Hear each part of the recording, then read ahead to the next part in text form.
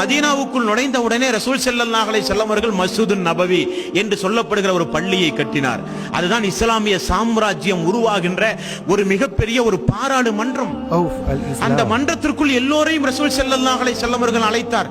அன்சாரி தோழர்கள் எல்லாம் வந்து அமர்ந்தார்கள், முஹாஜிர்கள் எல்லாம் வந்து அமர்ந்தார்கள். அப்துர் ரஹ்மான் இப்னு அவுஃப், சஅத் இப்னு அபி வக்காஸ், அப்துர் ரஹ்மான் இப்னு அவுஃப், சஅத் இப்னு அபி வக்காஸ், நீங்கள் இனி நாளிலிருந்து நீங்கள் இவர் உங்களுக்கு சகோதரர். யா ரசூலல்லாஹ், நான் என்ன செய்ய வேண்டும்? சொத்திலே பாதி, வீட்டில் பாதி, குடும்பங்கள் எல்லாம் பாதி பாதி. கற்பனை செய்ய முடியுமா சோர்களே? கற்பனை செய்ய முடியுமா? இப்படி ரசூல் ஸல்லல்லாஹு அலைஹி வஸல்லம் அவர்கள் ஒவ்வொரு நபர்களையும் இணைத்து இணைத்து இணைத்து இணைத்து இணைத்து பார்த்து கடைசியில் ஒரு 70 நபர்கள் இருந்தார்கள். அன்பார்ந்த சோர்களே, அந்த 70 நபர்கள் தன்னுடைய வாழ்வை முழுக்க முழுக்க கழித்தார்களே. ரசூல் ஸல்லல்லாஹு அலைஹி வஸல்லம் அவர்கள் மரணிக்கின்ற வரை எங்கு கழித்தார்கள்? இந்த 70 நபர்களுக்கும் வீடு இல்லை, இந்த 70 நபர்களுக்கும் உணவு இல்லை, இந்த 70 நபர்களுக்கும் உடை இல்லை. இந்த 70 நபர்கள் மழை வெயிலில் இருந்து தன்னை காப்பாற்றிக் கொள்வதற்காக வேண்டிய ஏதாவது ஒரு கூரைகள் உண்டா என்றால் இல்லை.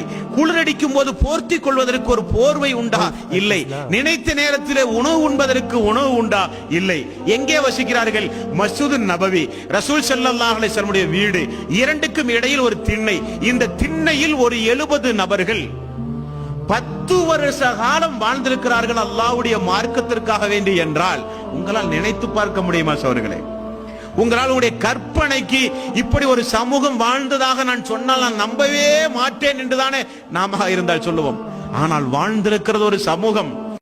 ஒவ்வொரு நபித்தோழருக்கும் ரசூல் ஸல்லல்லாஹு அலைஹி வஸல்லம் அவர்கள் கொடுக்கிற ஒரு நாள் உணவு என்ன அன்பார்ந்த சோர்களே? ஒரு நாள் உணவு என்ன? சுப்ஹானல்லாஹ். புகாரி 7ஆம் பாகம் வெளிவந்திருக்கிறதை எடுத்து படித்து பாருங்களேன். திண்ணை தோழர்கள் சொல்கிறார்கள், எங்களுக்கு அல்லாஹ்வுடைய தூதர் தருகிற ஒரு நாள் உணவு 2 பேரித்தம்பழம். ஒரு நாளைக்கு 2 பேரித்தம்பழம் ஒரு நாளைக்கு.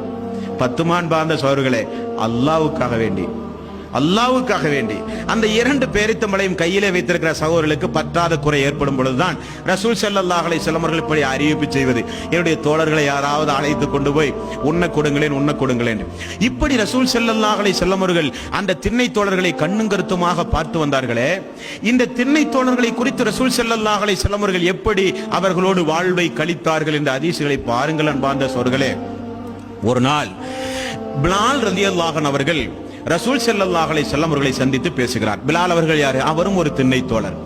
யா ரசூலல்லாஹ், நீங்கள் பேரித்தம்பழம் கனிகளையே இந்த வருஷம் பூரா ஒரு 5-6 வருஷம் தொடர்ந்து நீங்கள் இந்த பேரிச்சம்பழத்தை தந்து நாங்கள் அதையே உண்டு யா ரசூலல்லாஹ், எங்களுடைய மலமெல்லாம் இறுகி விட்டது, குடலெல்லாம் இரும்பு போல் ஆகிவிட்டது. யா ரசூலல்லாஹ், நீர் ஆகாரம் எங்களுக்கு கிடைக்காதா?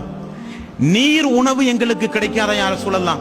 உடனே ரசூல் ஸல்லல்லாஹு அலைஹி வஸல்லம் அவர்கள் இப்படி ஏதாவது ஒரு நபி தோழர் வந்து உணவு குறித்தோ ஆடை குறித்தோ கேட்டால் உடனே ரசூல் ஸல்லல்லாஹு அலைஹி வஸல்லம் பழக்கம் என்ன தெரியுமா?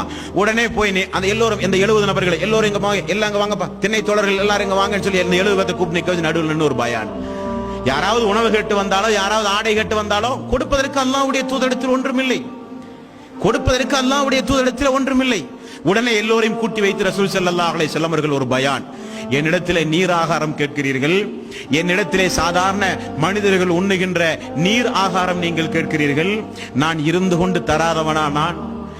கொண்டு உங்களுக்கு தராதவனா நான்? ஆனால் ஒரு காலம்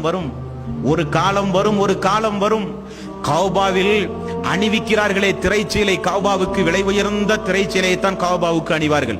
ரசூல் ஸல்லல்லாஹு அலைஹி வஸல்லம் அவர்கள் சொன்னார்கள், என்னுடைய இந்த சமூகத்திற்கு, யாரை பார்த்து சொன்னார்கள்? திண்ணை தோழர்களை பார்த்து சொன்னார்கள், என்னுடைய இந்த சமூகத்திற்கு அல்லாஹ் புனிதமிக்க கௌபாவுக்கு அணிகின்ற திரைச்சீலையை காட்டிலும் உன்னதமான ஆடையை இன்ஷா அல்லாஹ் அணிவான் என்று நபிகள் நாயகம் ஸல்லல்லாஹு அலைஹி வஸல்லம் அவர்கள் சொன்னார்கள். ரசூல் ஸல்லல்லாஹு அலைஹி வஸல்லம் அவர்கள் மரணித்து ஒரு 3 வருடம் கூட ஆகவில்லை. அப்துர் ரஹ்மான் இப்னு அவுஃப் அவர்கள் சொல்கிறார், அல்லாஹ் எங்களுக்கு தந்த செல்வத்திற்கு கையும் இல்லை கணக்கும் இல்லை. அல்லாஹ் எங்களுக்கு தந்த அந்த செல்வத்திற்கு கையும் இல்லை கணக்கும் இல்லை. அந்த அளவுக்கு அல்லாஹ் ரப்பல் ஆலமீன் என்ற செல்வத்தை எங்களுக்கு தந்தான் என்று அப்துர் ரஹ்மான் இப்னு அவுஃப் அவர்கள் சொல்கிறார்கள்.